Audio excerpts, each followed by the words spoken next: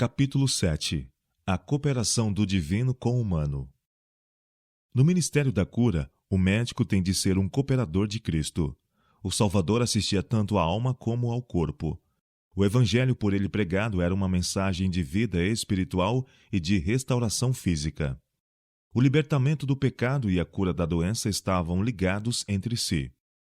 O mesmo ministério é confiado ao médico cristão. Ele deve se unir a Cristo no aliviar tanto as necessidades físicas como as espirituais de seus semelhantes. Cumpre-lhe ser, para o enfermo, um mensageiro de misericórdia, levando-lhe um remédio ao corpo doente e à alma enferma de pecado. Cristo é a verdadeira cabeça da profissão médica. O médico-chefe acha-se ao lado de todo clínico que trabalha para aliviar os sofrimentos humanos. Ao mesmo tempo que emprega remédios naturais para a doença física, o médico deve encaminhar seus doentes àquele que pode aliviar tanto os males da alma como os do corpo. Aquilo que os médicos só podem ajudar a fazer é realizado por Cristo. Eles se esforçam por auxiliar a operação da natureza na cura. Quem cura é o próprio Cristo. O médico busca conservar a vida. Jesus a comunica. Em seus milagres, o Salvador revela o poder que está continuamente operando em favor do homem para manter e curar. Por intermédio de agentes naturais, Deus está operando dia a dia, hora a hora, momento a momento, para nos conservar em vida, construir e restaurar-nos. Quando qualquer parte do corpo sofre um dano, principia imediatamente um processo de cura.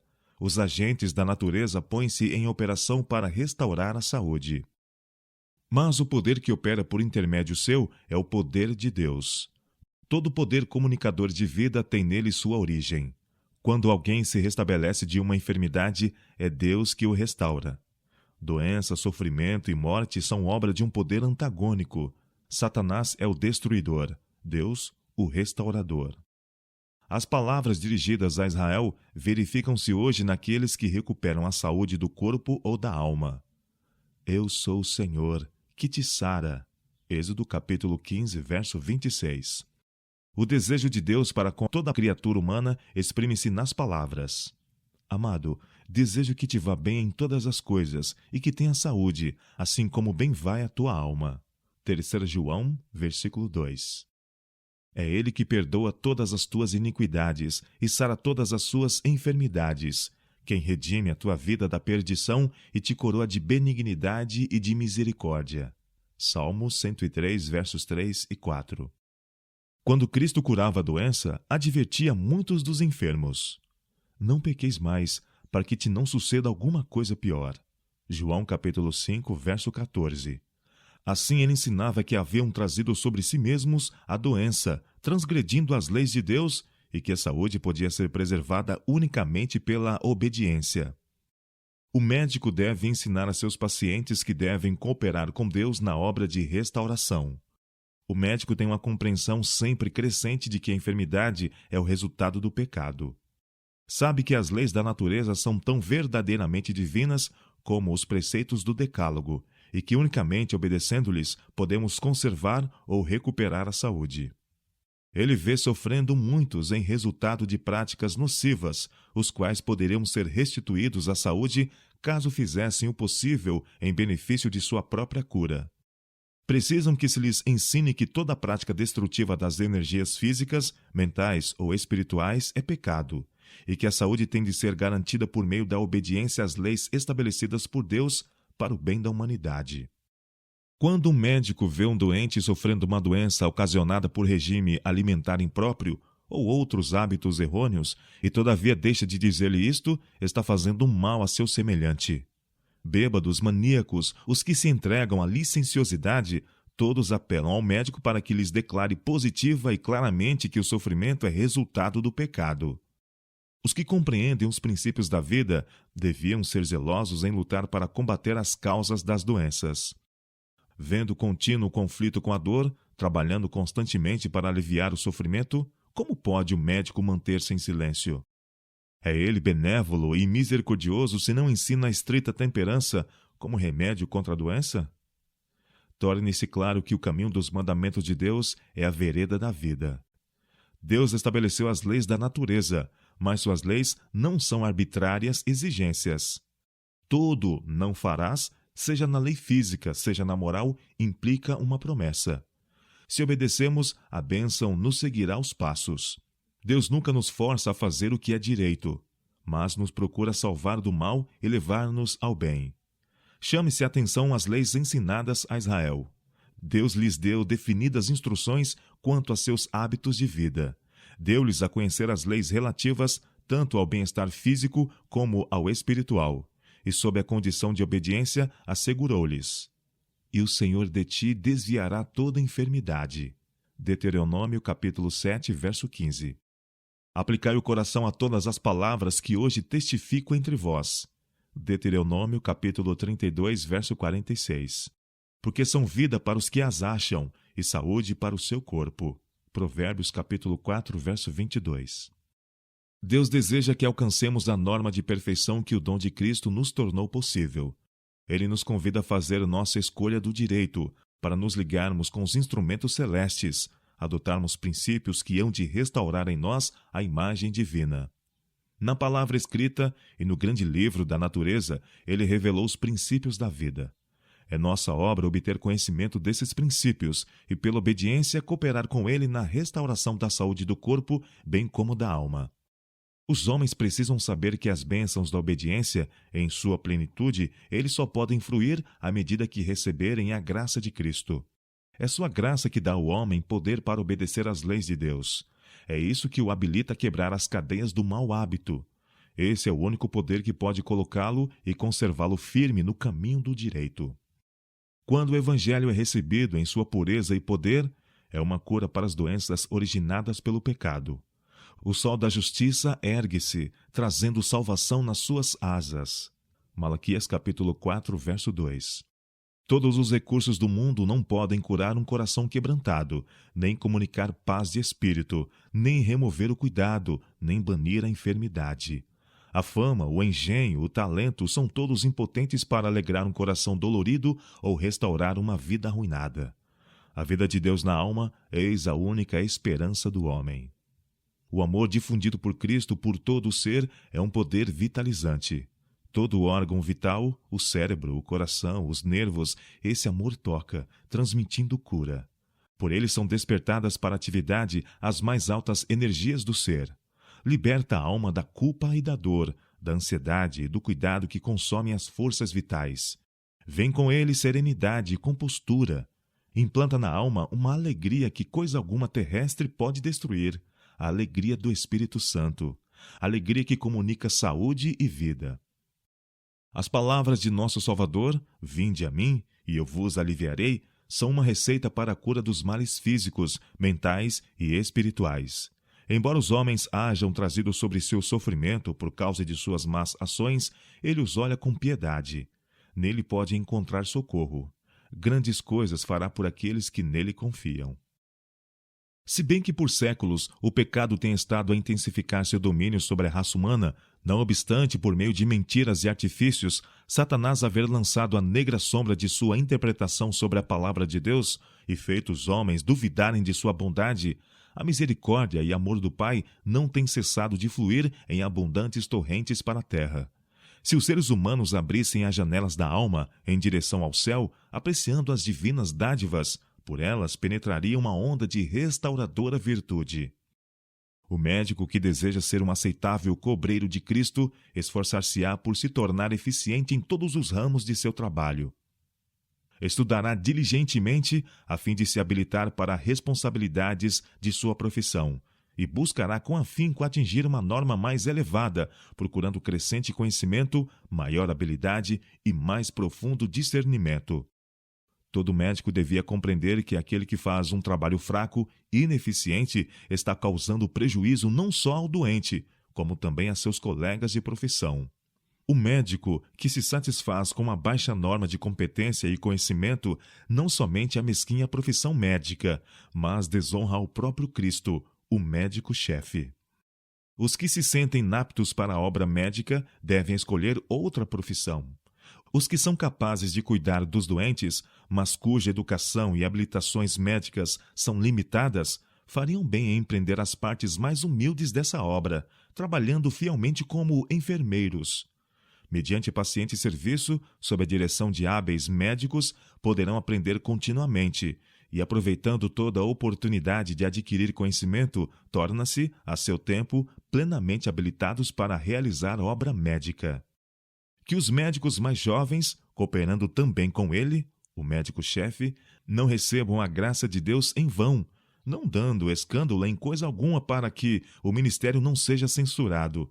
Antes, como ministros de Deus, tornando-nos recomendáveis em tudo. 2 Coríntios capítulo 6, verso 1 e versos 3 a 4.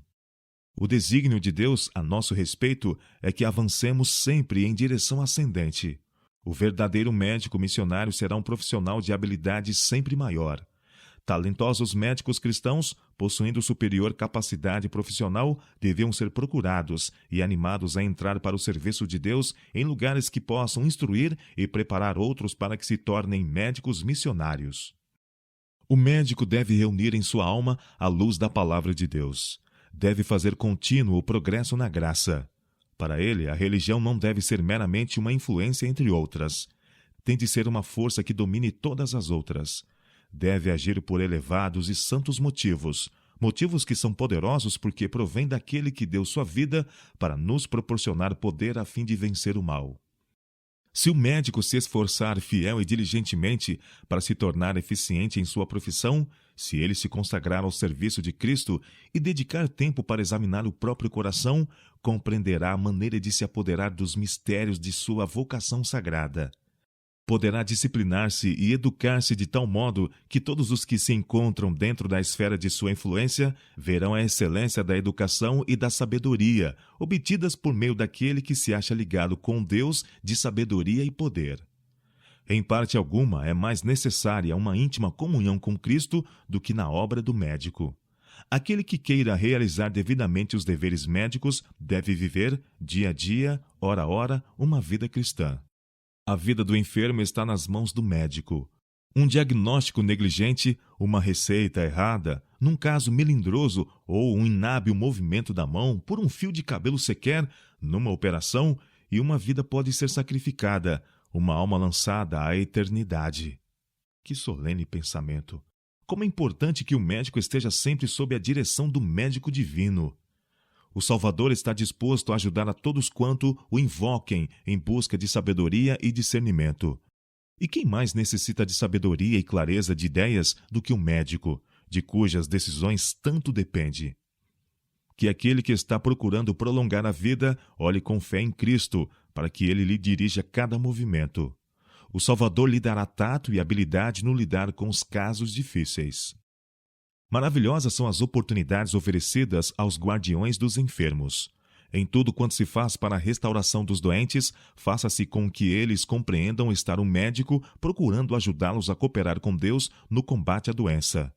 Levai-os a sentir que, em cada passo dado em harmonia com as leis de Deus, eles podem esperar o auxílio do poder divino. Se creem que o médico ama e teme a Deus, os doentes e sofredores terão muito mais confiança nele. Descansam em sua palavra, experimentam um sentimento de segurança na presença e na direção desse médico. Conhecendo o Senhor Jesus, é o privilégio do clínico cristão pedir em oração sua presença no quarto do enfermo. Antes de efetuar uma operação melindrosa, peça ao cirurgião o auxílio do grande médico. Assegure ao paciente que Deus pode fazê-lo passar a salvo pelo problema, que em todos os tempos de aflição é ele um seguro refúgio para os que nele confiam. O médico que não pode fazer isso perde um caso após outro, que, do contrário, teriam sido salvos. Se ele pudesse proferir palavras que inspirassem fé no compassivo Salvador, que sente cada pulsação de angústia, ele pudesse apresentar em oração as necessidades da alma, a crise passaria frequentemente com mais facilidade.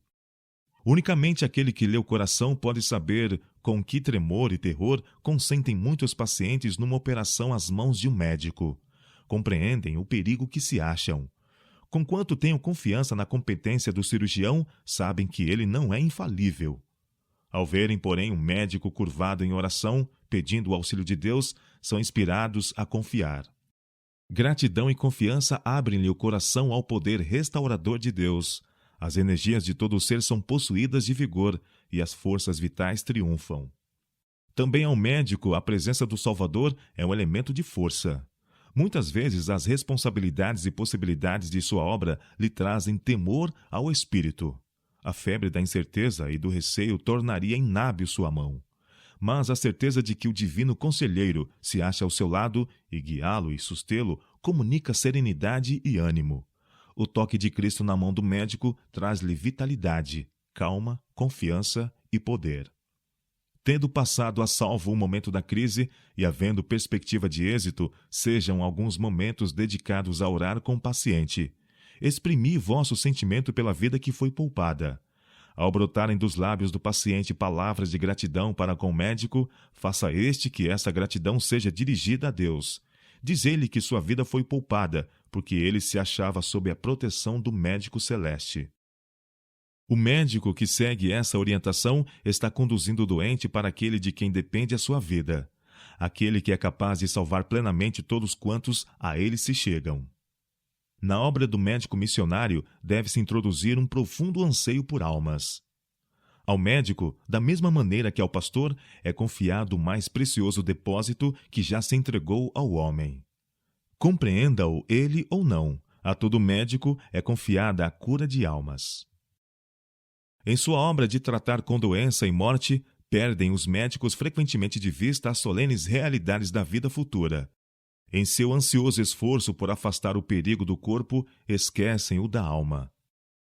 Aquele a quem estão ministrando pode estar se desprendendo dos laços da vida. Estão-lhe fugindo as derradeiras oportunidades. Essa pessoa, o médico, há de encontrar de novo no tribunal de Cristo. Perdemos muitas vezes as mais preciosas bênçãos por negligenciar proferir uma palavra a seu tempo. Se não vigiarmos a áurea oportunidade, esta se perderá. Ao pé do enfermo, não se deve dizer nenhuma palavra relativa a credos ou pontos controvertidos. Que o sofredor seja encaminhado àquele que está disposto a salvar a todos quantos a ele vão ter com fé. Esforçai-vos zelosa e ternamente por ajudar a alma que paira entre a vida e a morte. O médico que sabe ser Cristo seu salvador pessoal, porque ele próprio foi conduzido ao refúgio, sabe lidar com as almas trementes, culpadas, enfermas de pecado, que para ele se volvem em busca de auxílio. Sabe responder à pergunta: que é necessário que eu faça para me salvar? Atos capítulo 16, verso 30. Pode contar a história do amor do Redentor. Pode falar por experiência do poder do arrependimento e da fé. Em palavras simples e fervorosas, sabe apresentar a Deus em oração as necessidades da alma e animar o doente a pedir também e aceitar a misericórdia do compassivo Salvador. Ao ministrar ele assim, ao pé do leito do doente, esforçando-se por proferir palavras que levem auxílio e conforto, o Senhor opera com ele e por intermédio dele. Ao ser o espírito do sofredor encaminhado a Cristo, sua paz enche-lhe o coração, e a saúde espiritual que lhe sobrevém é empregada como a mão ajudadora de Deus na restauração da saúde do corpo. Ao atender um doente, muitas vezes o médico encontra a oportunidade de confortar seus queridos. Enquanto eles permanecem à beira do leito do sofredor, sentindo-se impotentes para livrá-lo da agonia, seu coração se abranda. Muitas vezes a mágoa de outros ocultada é exposta ao médico. É então o ensejo de encaminhar esses aflitos àquele que convidou cansados e oprimidos a irem a ele. Pode-se fazer orações com eles e por eles, apresentando suas necessidades ao aliviador de todos os infortúnios, o suavizador de todas as dores. O médico tem preciosa oportunidade para dirigir a atenção de seus doentes para as promessas da palavra de Deus. Cumpre-lhe tirar do tesouro coisas novas e velhas, falando aqui e ali as ansiadas palavras de conforto e instrução. Torne o médico, sua mente, um tesouro de novos pensamentos. Estude diligentemente a palavra de Deus a fim de estar familiarizado com suas promessas. Aprenda a repetir as confortadoras palavras que Cristo proferiu durante seu ministério terrestre, quando dava suas lições e curava os enfermos. Deve falar das obras de cura realizadas por Cristo, de sua ternura e seu amor. Nunca negligencie o encaminhar a mente dos doentes para Cristo, o médico por excelência. O mesmo poder exercido por Cristo, enquanto andava visivelmente entre os homens, acha-se em sua palavra. Era por sua palavra que Jesus curava a doença e expulsava os demônios. Por sua palavra acalmava o mar e ressuscitava os mortos. E o povo dava testemunho de que sua palavra tinha autoridade.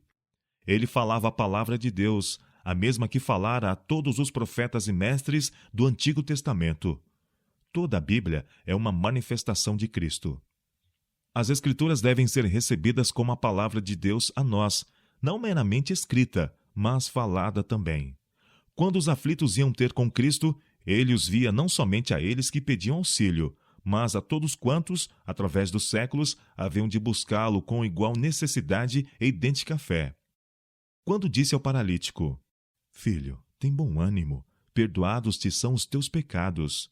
Quando disse à mulher de Cafarnaum: Tem bom ânimo, filha, a tua fé te salvou, vai em paz. Dirigia-se a outros sofredores, oprimidos do pecado, que haviam de ter com ele em busca de auxílio. O mesmo se dá quanto a todas as promessas da palavra de Deus. Por meio delas, ele nos está falando a nós individualmente, falando tão diretamente como se lhe pudéssemos ouvir a voz. É por intermédio dessas promessas que Cristo nos comunica sua graça e poder. Elas são folhas daquela árvore que é para a saúde das nações. Apocalipse capítulo 22, verso 2. Recebidas, assimiladas, elas serão a fortaleza do caráter, a inspiração e o sustentáculo da vida. Nenhuma outra coisa pode possuir tal poder restaurador. Nada além delas pode comunicar o ânimo e a fé que dá energia vital a todo o ser. Há alguém que se acha tremer de temor à beira da sepultura. A alma cansada do fardo de sofrimento e pecado, repita ao médico, quando se lhe oferecer ensejo, as palavras do Salvador. Pois todas as palavras das Santas Escrituras são suas. Não temas, porque eu te remi. Chamei-te pelo teu nome. Tu és meu. Quando passares pelas águas, estarei contigo. E quando pelos rios, eles não te submergirão. Quando passares pelo fogo, não te queimarás, nem a chama arderá em ti, porque eu sou o Senhor teu Deus, o Santo de Israel, o teu Salvador. Enquanto foste precioso aos meus olhos, também foste glorificado, e eu te amei. Isaías capítulo 43, versos 1 a 4. Eu mesmo, sou o que apago as tuas transgressões por amor de mim, e dos teus pecados não me lembro. Isaías capítulo 43, verso 25. Não temas, pois, porque estou contigo. Isaías capítulo 43, verso 5. Como um pai se compadece de seus filhos, assim o Senhor se compadece daqueles que o temem, pois ele conhece a nossa estrutura, lembra-se de que somos pó. Salmo 103, versos 13 e 14. Somente reconhece a tua iniquidade, que contra o Senhor teu Deus transgrediste. Jeremias capítulo 3, verso 13. Se confessarmos os nossos pecados, ele é fiel e justo para nos perdoar os pecados e nos purificar de toda injustiça. 1 João capítulo 1, verso 9. Desfaço as tuas transgressões como a névoa, e os teus pecados como a nuvem. Torna-te para mim, porque eu te remi. Isaías capítulo 44, verso 22. Vinde, pois, e arrazoemos, diz o Senhor. Ainda que os vossos pecados sejam como a escarlata, eles se tornarão brancos como a neve. Ainda que sejam vermelhos como o carmesim, se tornarão como a branca lã. Se quiserdes e ouvirdes, comereis o bem desta terra. Isaías capítulo 1, versos 18 e 19. Com amor eterno te amei, também com amorável benignidade te atraí. Jeremias capítulo 31, verso 3. Escondi a minha face de ti por um momento, mas com benignidade eterna me compadecerei de ti. Isaías capítulo 54, verso 8. Não se turbe o vosso coração. João capítulo 14, verso 1. Deixo-vos a minha paz vos dou, não vou-la dou como o mundo a dá. Não se turbe o vosso coração, nem se atemorize. João capítulo 14, verso 27. E será aquele varão como um esconderijo contra o vento, e como um refúgio contra a tempestade, e como ribeiros de águas em lugares secos, e como a sombra de uma grande rocha em terra sedenta. Isaías capítulo 32, verso 2. Os aflitos e necessitados buscam águas, e não as há, e a sua língua se seca de sede. Mas eu, o Senhor, os ouvirei. Eu, o Deus de Israel, os não desampararei. Isaías capítulo 41, verso 17. Assim diz o Senhor que te criou: derramarei água sobre o sedento e rios sobre a terra seca.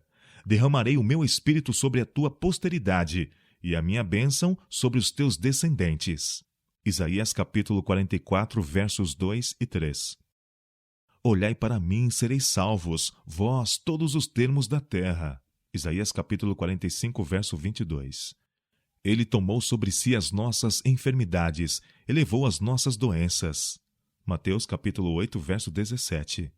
Ele foi ferido pelas nossas transgressões e moído pelas nossas iniquidades. O castigo que nos traz a paz estava sobre ele, e pelas suas pisaduras fomos sarados. Isaías capítulo 53, verso 5.